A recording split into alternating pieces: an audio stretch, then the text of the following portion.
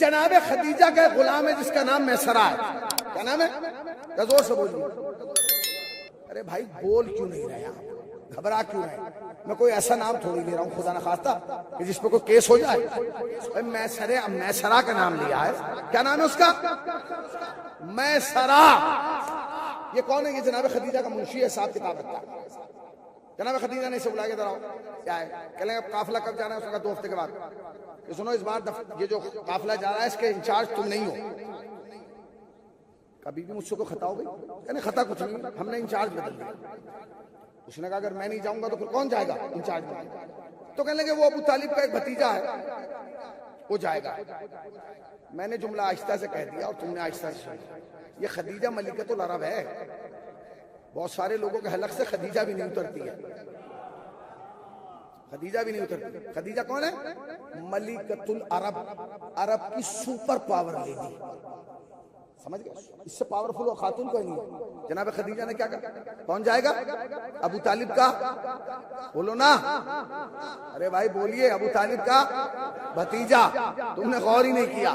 دنیا عرب میں لوگ محمد کو محمد کے نام سے نہیں، ابو طالب کے بھتیجے کی حیثیت سے جانتے تھے.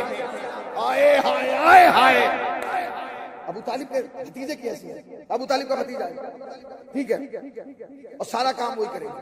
کتنا مال بیچنا ہے، کتنا خریدنا ہے، بیچنا ہے نہیں بیچنا، سمندر میں پھینک دینا، ان کی اپنی مرضی. تمہیں کچھ نہیں بولنا. ٹھیک ہے. اب قافلہ جانے لگا. میں سرا پھر آیا. کہنے لگے بی بی جب ساری ڈیوٹی نہیں کو دے دی ہے تو میں جا کے کیا کروں گا؟ میں اپنا ہی رہتا ہوں، آرام کرتا ہوں. تو جناب خدیجہ نے کہا تمہیں ضرور جانا ہے. کہا بی بی میں کیوں جاؤں گا؟ کہ تمہیں جانا ہے اور جا کے پورے قافلے میں یہ دیکھنا ہے کہ جو ابو طالب کا بھتیجا جا رہا ہے کہ کیا کرتا ہے، چلتا کیسے، بولتا کیسے، رکتا کیسے، اٹھتا کیسے، بیٹھتا کیسے. پوری توجہ، پوری توجہ. اس نے کہا کیا مطلب میں کیا کروں گا جا کے؟ تو کہنے لگی سنو ہمیشہ جاتے تھے مال کی تجارت کے واسطے، اب جا رہے ہو محمد کی زیارت کے واسطے. آئے ہائے آئے ہائے. ہمیشہ جاتے تھے مال کی تجارت کے واسطے، اب جاؤ گے محمد کی زیارت کے واسطے. چلا گیا میں سرا. 4-4.5 مہینے کے بعد قافلہ واپس آیا. میں سرا جناب خدیجہ کے پاس آیا. بی بی قافلہ آ گیا. اچھا آ گیا. کہاں؟ بی بی اب بتائیے کیا کروں؟ کہ میں سرا یہ سب رکھو ایک طرف، ہمیں یہ بتاؤ کہ جو تم قافلے میں گئے تھے تم نے محمد میں کیا دیکھا؟ یہ بتاؤ. یہ اٹھتا کیسے، چلتا کیسے، بولتا کیسے، یہ سب بتاؤ. پہلا جملہ کہا. میں نے اب تک تمہارے سامنے ہاتھ نہیں جوڑے، اب ہاتھ جوڑ کے جملہ سر کرا. میں سرا نے پہلا جملہ کہا. کہتے بی بی یہ ابو طالب کے بھتیجے کے بارے میں پوچھ رہی نا آپ، جو قافلے کا لیڈر بن کے گئے تھے؟ کہاں اسی کے بارے میں پوچھ رہے ہیں. کبھی بھی اس کے بارے میں نہ پوچھیے. کیوں نہ پوچھوں؟ کبھی بھی مت پوچھیے. کیوں نہ پوچھوں؟ کبھی بھی پھر سنیے بی بی یہ ہم جیسا نہیں ہے. تم نے غور ہی نہیں کیا. بھائی تھکو ہوگا میں ذمہ دار نہیں. یہ ہم جیسا. جناب خدیجہ نے کہا ہم جیسا نہیں تو پھر کیسا؟ کہنے لگے بی بی یہ تو عجیب بات ہے. کیا مطلب؟ کہ جس گلی سے گزرتا ہے نا 2 دن گلی سے خوشبو آتی ہے.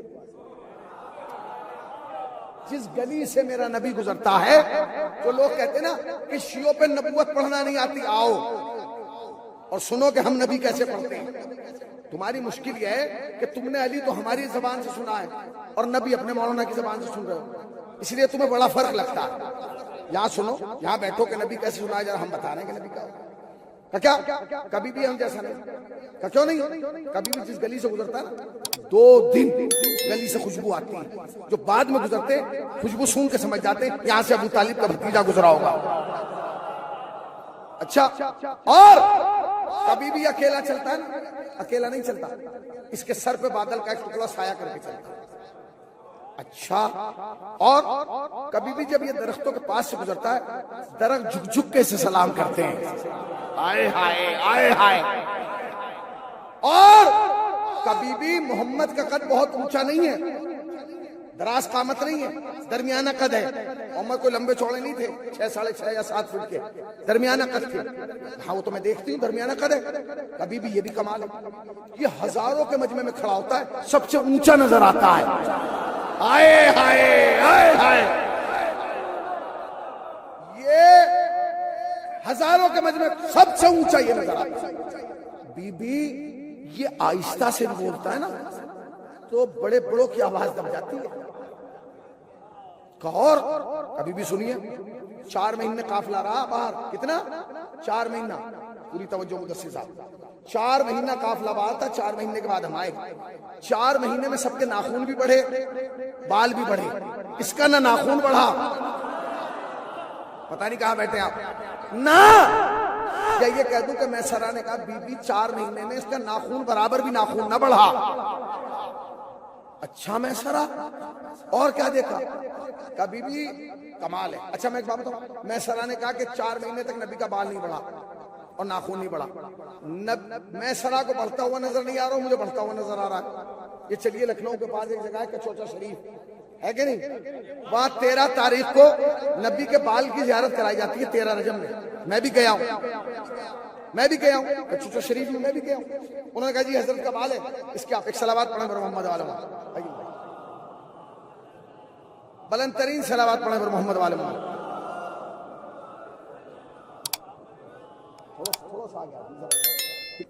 تو کچوچا شریف میں آپ جائیے تو 13 رجب کو رسول کے بال کی زیارت کرائی جاتی ہے. ہم بھی چلے گئے. اب جب ہم پہنچے تو انہوں نے وہ ایک ڈبہ لے کے آئے کہ اسے چومیے, یہ حضرت کا بال ہے, چومیے. میں نے کہا بھائی چوم تو لیں گے, پہلے بتاؤ یہ کیسے مانے کہ حضرت کا بال ہے؟ تو کہنے کہ آپ حضرت کے بال پر تحقیق کر رہے ہیں. تو میں نے کہا ہم نے تو بڑے بڑے حضرتوں پہ بھی تحقیق کی ہے. کہاں بیٹھے؟ اچھا مننے بھائی آپ داد نہیں دے رہے ہیں, پھر سنیے گا. ہم نے تو بڑے انہوں نے کہا, میں نے کہا دلیل کیا کہ حضرت کا بال ہے؟ سنیے دلیل یہ کہ آپ اپنا بال توڑ کے آج رکھیں, 10 سال کے بعد بھی آئیں گے نا, جتنا بڑا رکھیں گے اتنا ہی بڑا پائیں گے. کیونکہ ہمارے بال میں دم جب تک ہے جب تک وہ جلد سے لگا ہوا ہے. جلد سے ہٹا تو دم ختم, زندگی ختم, وہ پھر نہیں بڑھے گا. میں نے کہا پھر کہ یہ جب آیا تھا مدینے سے تو اتنا بڑا تھا, اب بڑھتے بڑھتے اتنا ہو گیا. اور مولانا سنیے, آپ نہیں بڑے بڑے انگریز آئے اور یہ تعجب کرتے رہے کہ یہ بال کیسا ہے, یہ بال کیسا ہے, یہ بال کیسا ہے. میں نے جبھی 2 رکعت نماز شکرانہ پڑھ کے گا پروردگار تیرا احسان, جب دنیا کی سمجھ میں اب تک محمد کا بال نہیں آیا, محمد کی حال کیا ہے.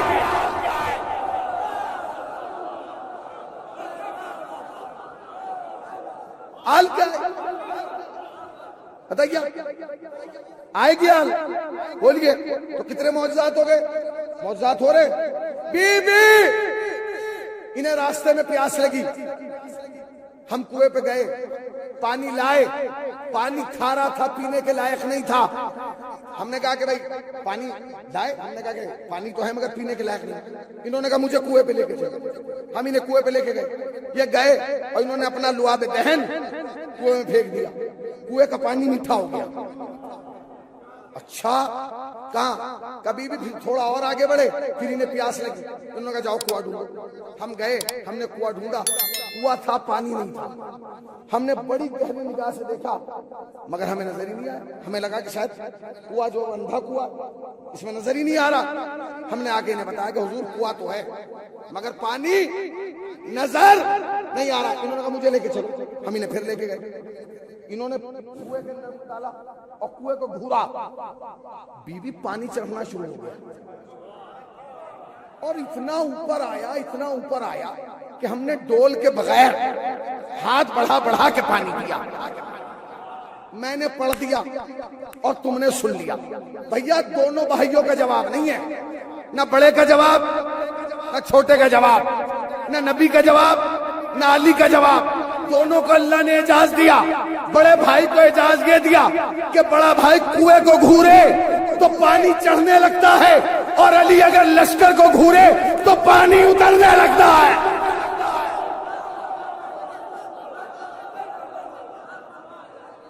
پانی اترنے لگتا ہے. تقریر ختم ہو رہی ہے, 2 یا 3 منٹ میں مجلس تمام ہوگی. کتنے معجزات ہو گئے, معجزات کتنے ہو گئے؟ سنیے معجزات کتنے, معجزات سن رہے ہیں آپ. کا بی بی اور سنیے بی بی, سب سے بڑا معجزہ, جب سب رات کو سوتے تھے تو ہمیں ڈھونڈنا پڑتا تھا کون کہاں سو رہا ہے زیر آسمان. انہیں ڈھونڈنا نہیں پڑتا. خدیجہ نے کہا وہ کیوں؟ کبھی بھی اندھیری رات میں یہ کالی چادر اوڑھ کے سوتے تھے. میں نے پڑھ دیا اور تم نے سن لیا. جنہیں کالے سے بہت ڈر لگتا ہے نا, اور جنہیں کالا پسند نہیں ہے, وہ پہلے جا کے نبی کی چادر بدلوائیں، پھر کعبے کا غلاف بدلوائیں، پھر قرآن کے حروف بدلوائیں، اور پھر مولانا کی داڑھی بدلوائیں. سب کچھ کالا ہے کہ نہیں؟ سب کچھ کالا ہے. کبھی بھی ایک کالی چادر اوڑھ کے سوتے تھے. اس کے بعد بھی ہم ایک دم پہچان لیتے تھے کہ محمد وہاں سو رہے ہیں. کیسے؟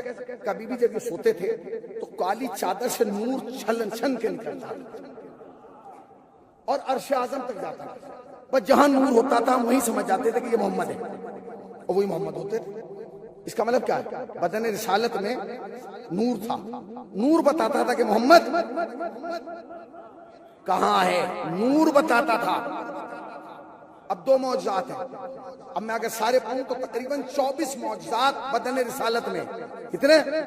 24 معجزات.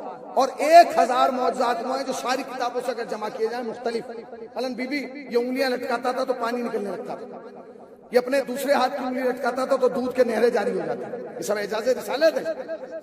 اب وہ کہتا ہے کہ بی بی ہم اکیلے میں بیٹھتے تھے، سب ایک طرف یا اکیلا ایک طرف، یہ باتیں کرتے تھے. ہم یہ سمجھتے تھے اکیلے باتیں کس سے کرے.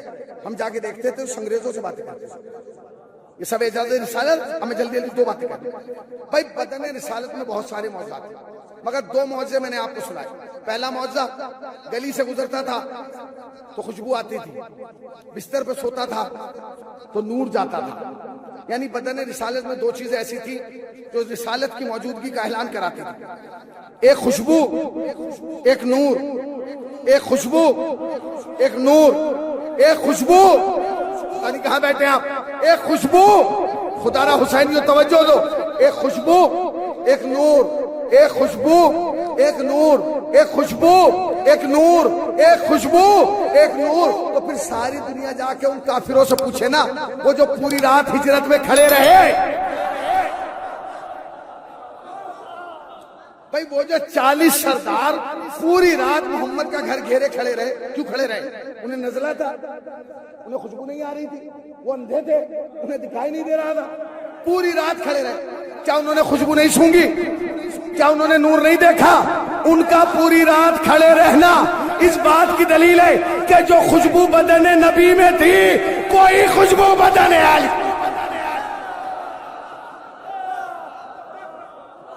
اور جو خوشبو بدن علی میں تھی کوئی خوشبو بدن